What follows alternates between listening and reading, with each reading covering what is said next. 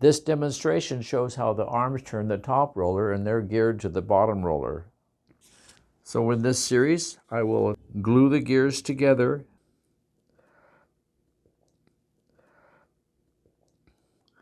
Check the alignment.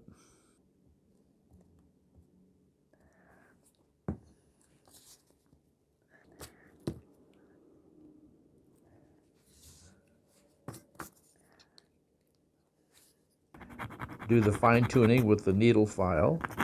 And then I'll place on the washer and the gear and the glue and the turning wheel. Press it down, line it up. All done.